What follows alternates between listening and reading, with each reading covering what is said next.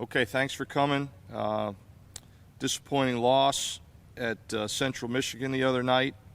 It was really a wild game, and we did not play very well at times, but you get to the fourth quarter, and after that incredible interception by Mitch Gonzer, we still had our chances to cut it to a one-score game right there.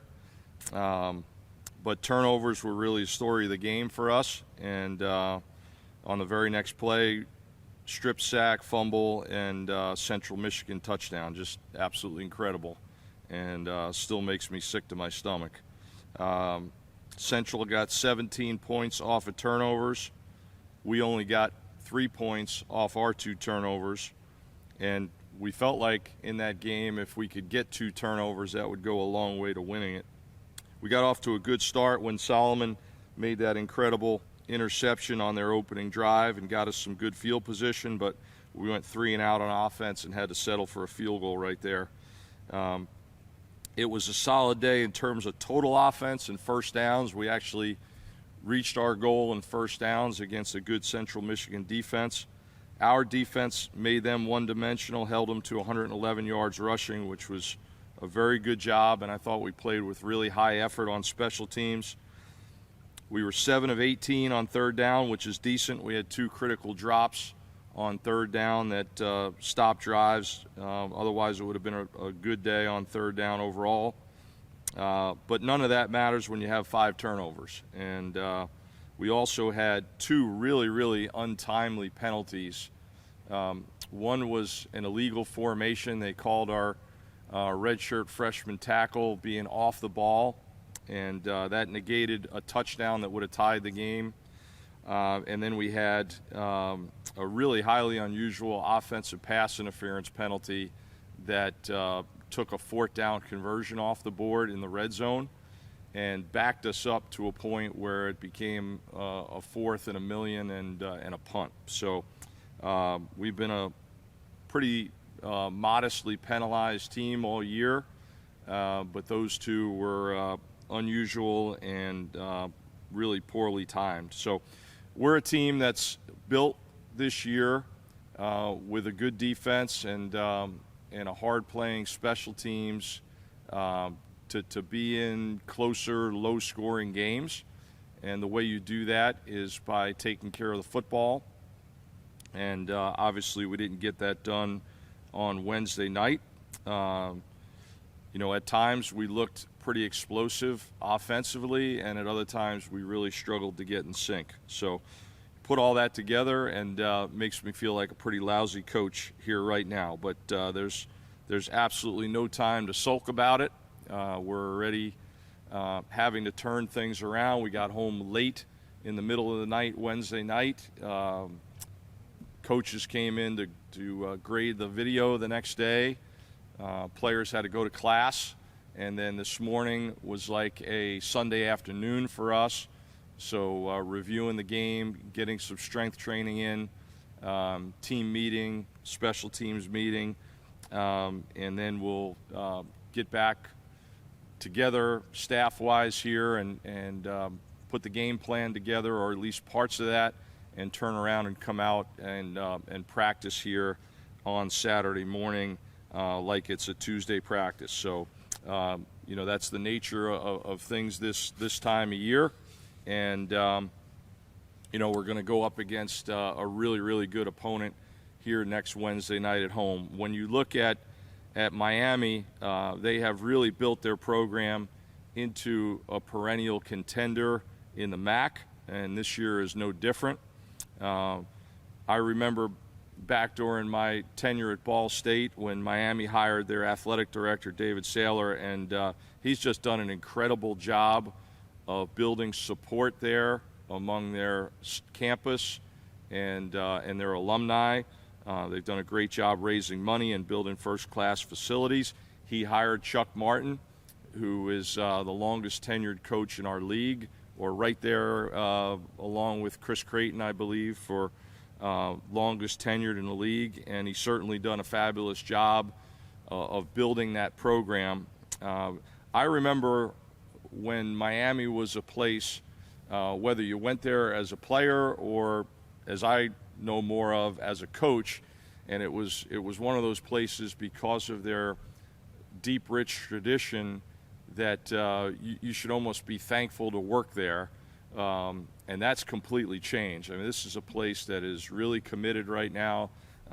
They have really built their infrastructure, and even in the changing times of college athletics here in the last couple of years, it seems like they've really embraced that and done an excellent job building their roster. So their roster's a really nice blend of guys that they've recruited and developed, some key transfers at certain positions, and then they've got a really good nucleus of walk-on guys that come from those tradition-rich high school programs in Ohio. So this is a really good roster from top to bottom. They played a really tough out-of-conference schedule in September, and then they turned around and reeled off 5 straight wins in the conference.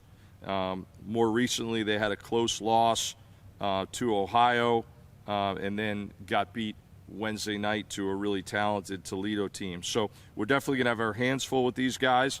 I think this is a program that's built the right way with a strong culture and really good stability.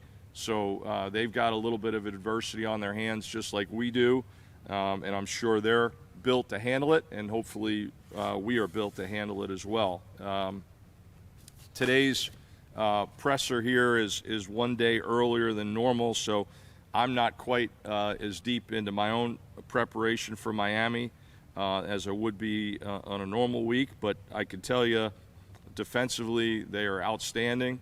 36 nationally, definitely one of the best units in the MAC every year. When you watch them, their guys are athletic. They really fly around. They play very, very cohesive team defense. Really impressed with their edge players, number 20 Trick and number 94 Lacusa. Big, long guys that are twitchy, play really hard, excellent pass rushers, can really run you down in pursuit. It's a really solid linebacker core. They play 2 linebackers and a nickel, 33 Kawach, 12 Hondra, and 29 Walters. You could tell these guys are really well prepared. They're instinctive. They play hard. They play together. They play well in space. So these guys are hard guys to block, whether it's in the box or on the perimeter. The corners, 17 and 5, are both tall, long guys. And then real impressed with their safeties. Number 1, Blakey, he can really cover ground and very good open field tackler. And then number 8, Beasley, is a younger guy but also very talented. So there's definitely some similarities to our own defensive unit. As you guys are aware, Joe Bowen came to us from Miami, so he's certainly been trained in a similar system. We've got our own little nuances to what we do, but a lot of the 4 down, 1 high principles and the front 4 movement and twists, the run fits are all going to be very similar. But you watch these guys against whoever they're playing, and it's a fun group to watch. They fly around. They're very rugged. They generate a really good pass rush, so we'll certainly have our hands full. Offensively, they're a heavy 10 personnel team, very deep at wide receiver. I really like the way their O-line plays. They're not the most veteran group in our league, but they're probably right up there at the top in terms of the most athletic and cohesive. They've got a really good younger center, number 72, who's got really good feet, and you can tell he keeps the whole unit on the same page, and when he gets his hands on you, he's able to accelerate his feet and create some movement at the point of attack. The whole unit does a really good job of getting people covered up in the run game. They've got a versatile tight end, number 86, and they're deep at running back. Number 6, Brunson, is 230 pounds, and he plays like it. And then number 30, Ringer, has got a nice combination of size, speed, and he's elusive. And then they bring wide receiver number 0, Reynolds, into the backfield. They got into some 3-back sets last week against Toledo. So that gives them some versatility there. Their quarterback, Daquan Finn, is a big, strong veteran guy. He's got a strong arm. He's a good runner. He can really make things happen when he scrambles. So he's a real challenge to defend. He didn't play last week, but we'll certainly assume that he's going to be back in action this week. Their backup, number 12, Hessen, did some nice things against Toledo. He's a good fit for their system as well. Certainly an able thrower, good on his feet, keeps his eyes down the field. And, with a game under his belt, if we do see him, you've got to believe that he's going to be more than ready to step in and capable of running their system now that he's got a start under his belt. They've got, as I mentioned earlier, some really high-end wide receivers. Number 8, Perry, he's a slot receiver. When he comes in the game, he's a likely target. He's averaging 25 yards per reception. Number 84, Weaver, is a big 6'5" guy that can go up and get it. You watch game after game, he makes some really tough catches, a likely red zone target. And then 0, Reynolds, who I already mentioned, is a transfer. All three of those guys have around 30 catches each. Their special teams have been very, very impactful, really highly rated unit, might be the highest rated unit in the conference at this point. Number 10, Williams, is another good wide receiver who plays a lot. He's a slot-type body. He's an explosive punt returner. He's also their off returner on kickoff return. Reynolds is the primary kickoff returner. He's got a 100-yard return for a touchdown this season. They've been primarily boundary returns, but then they opened the game against Toledo with an explosive return to the field. So they're certainly going to make you cover 53 1/3 when you're covering kickoffs. The kickers in this league this year have just been amazing, and their place kicker, number 31, I'm going to butcher his last name, Dzobin. He's 15 for 17. Long is 51, gets really good rotation on his kicks, so it's going to be a really hard choice to pick an all-conference kicker this year. Their punter is also very solid, Stanton, number 34. You see a combination of angle and rugby punts from him. So a very, very good special teams unit. You could tell it's a priority there. And, going back several years, it's been a unit that's helped them win games. So big challenge for us, but excited about the opportunity, excited to see our guys respond, and hopefully we can play better. Turnovers, how they happen, why they happen, when they happen. Is it one of those things in coaching that you sometimes just don't have any control over, and is that frustrating sometimes to a coach? Yeah, I don't like to chalk anything up to luck or bad luck. If you go back to last year, I think it's one of the very best things we did as a team in 2024 was that even when we were, just modestly moving the ball early in the season offensively, we weren't turning it over, and that was giving us a chance to stay in some close games, and our defense was doing a really nice job of generating turnovers. Taking care of the football is always a top priority. It's something where we're constantly coaching. And, I would just say this. We got a great bunch of guys, and they are very conscientious about what they do. But you get to these big moments, you get to these big games, you get to these conference games, and there's a reason why it's the number one statistic in football, and your best players have to take care of the football. So, it is what it is. And, I don't think it's anything malicious by our guys, but throwing and catching, protecting the passer, and then when you get the ball in your hands, whether you're, running the ball between the tackles or outside, or it's a run after the catch, you got to be conscientious, and you got to keep that thing high and tight and clamped up. And if you don't, you're going to pay for it. Any updates on Taquan and Deion Crawford? Yeah, so Taquan's doing fine. I don't think his ankle was as bad as it could have been. You know, that's the one that he still got taped up and braced up pretty good. So thankfully, you know, we were proactive about that going into the game, and I think he just, you know, he tweaked it pretty good. But I anticipate that he'll be fine. Dion was not able to play with that, you know, oblique type, hip type injury that he had. Hopefully he'll be back this week, but you know, we'll have to see how the week goes. I thought Mitch Gonzer did an outstanding job stepping in and playing. So it's good to have some depth there at linebacker when a guy goes down. You know, we did miss Dion on the edge some because he certainly gives us some depth when we move him down and use him in some situations on third downs, etc. Did you ask about anybody else? Jake Tim had a setback. You know, we were down 2 O-linemen in that game at points. So we'll see where Jake is at. Not sure if he'll be ready for this game, but hopefully back for the last home game. And I think those were most of them.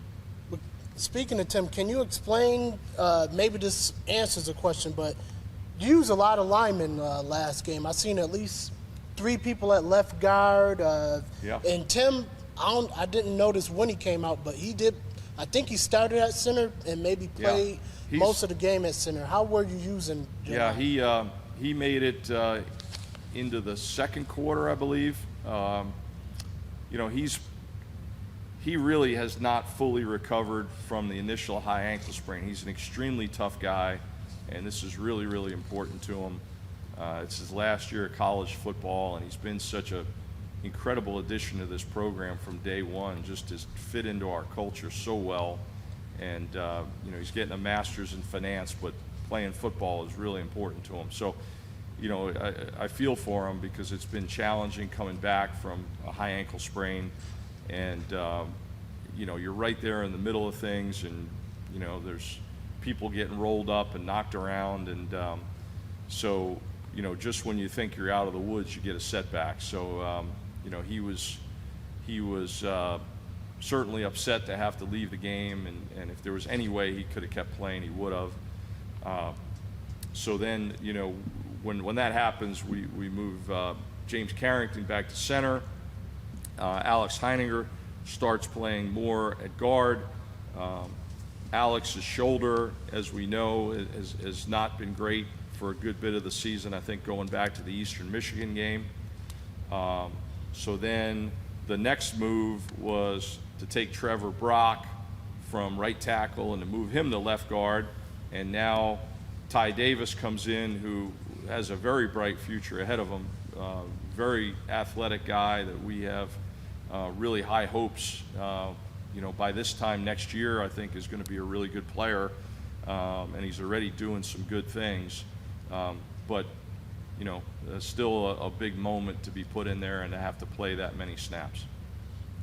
The Miami quarterback that you said he missed the last game, I want to know how often is he scrambling versus design runs, and the backup quarterback, is he used any way nearly as similar as him? Well, they appear to run their offense against Toledo, but anytime you get to a backup quarterback, you know, any coach in America is going to be a little bit more conscientious about how much he's running, because if he goes down, then you're on your third string guy, and there's a reason why there's a 1, a 2, and a 3. I would say Finn certainly has the ability to ad-lib plays when things break down. He's a big, strong guy, and he's a very experienced guy. And when he gets out into the open, he can make some things happen. I think Hessen is very capable as well.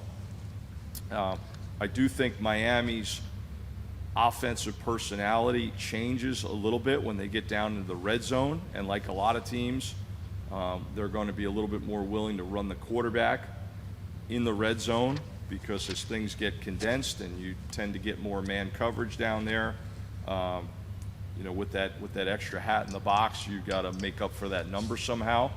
And so, a lot of teams are a little bit more willing to put the ball in the hands of their quarterback down there.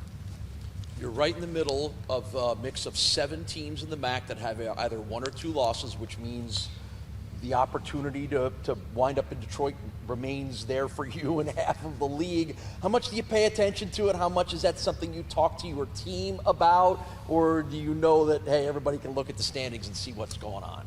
Yeah, they're certainly aware of it, and we did talk about it briefly. I think those are things that, again, you want to be transparent with your team, and you want them to understand the situation.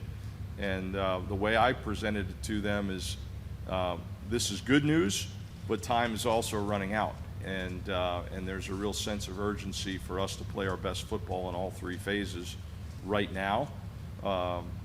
But more than that, we try to focus on us and try to focus on the present.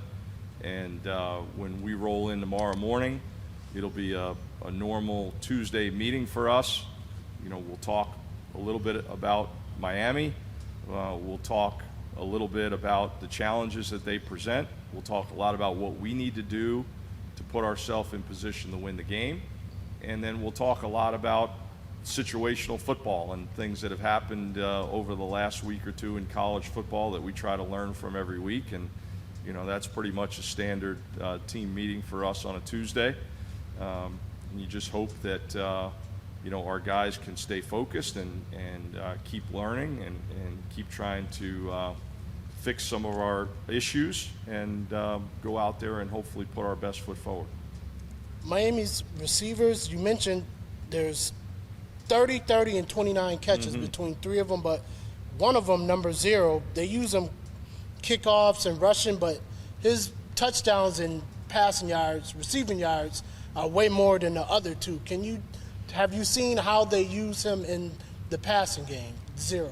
Yeah, so again, I've got a lot more video to watch, but I can tell you that they do a really good job of playing all of those guys, rotating those guys in. They've got 3 or 4 smaller guys that are all, Vic Snowish, that can create some real challenging matchups for you. And then they've got Weaver, the bigger guy, on the outside that, week in and week out, you see him go up and high point some balls, and it's impressive. So certainly gonna be some challenges for our defense. The number 1 focus is always to do a great job against the run first. But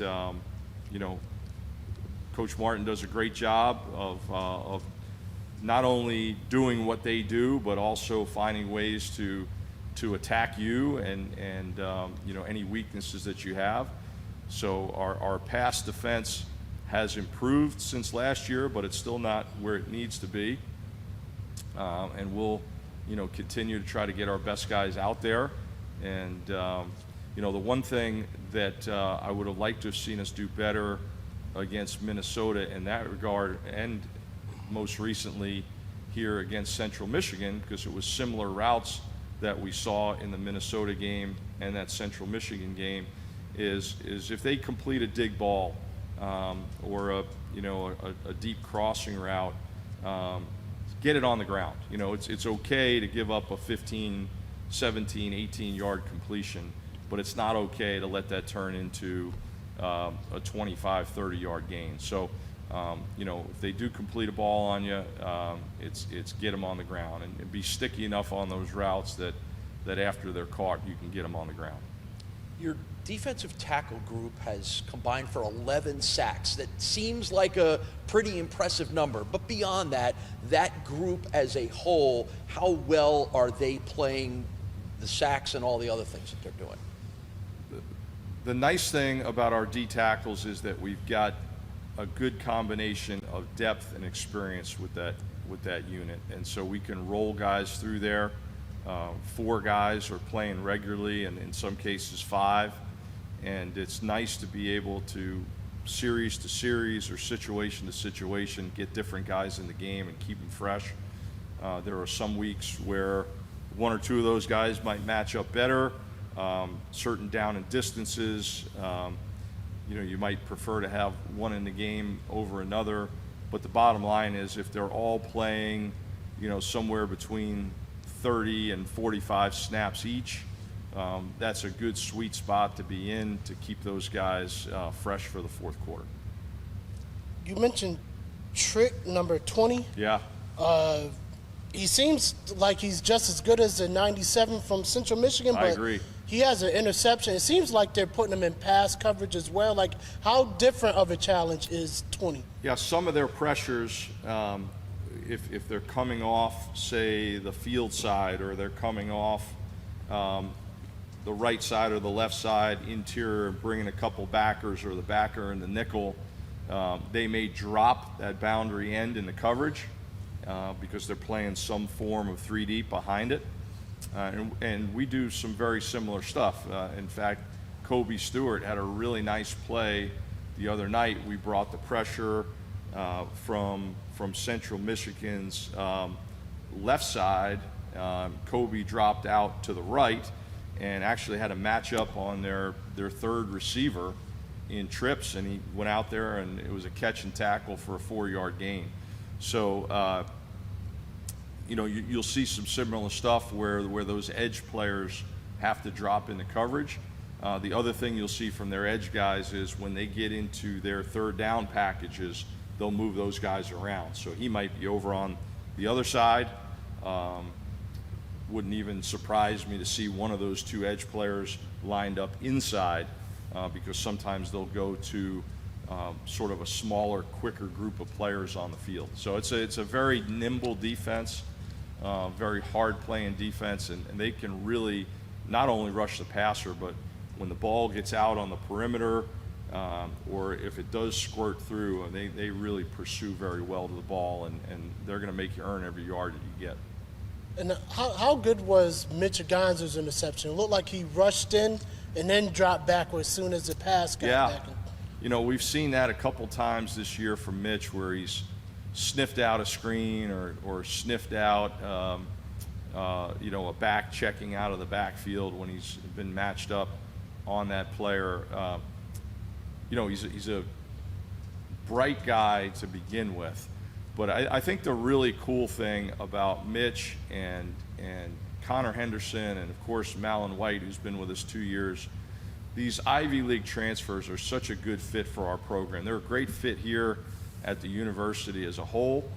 But what they get an opportunity to do after they get that degree is come here, and even though they might be in a master's program, they're spending more time on football here than they typically have, playing 10 Ivy League games and having limited spring practice and limited preseason practice. And in the Ivy League, the guys typically go home for the summers. So you look at those 3 Ivy League players that we have, and as graduate students, they have all grown and developed as football players. And it's so cool to see those guys come in the building every day and have this thirst for learning football. And admittedly having a lot of room for growth in that area. So all 3 of those guys have been just wonderful additions to our program, and to see Mitch continuing to get better, even though he's a 5th-year player, it's really good to see. And you can just tell all 3 of those guys, they enjoy every minute of it. They're grateful. They're appreciative. They're not used to having meals in the facility. They're not used to having full-time strength coaches that work with football. So some of the things that another player might get used to, or I hate to say it, take for granted, because I don't think a lot of our guys do, but I think that's human nature. Once you've been around something for a while, it's really cool with those Ivy League guys, because this is something that I think they really, if they do love football, it's something that they really want in their last year of playing. I'm good. Okay.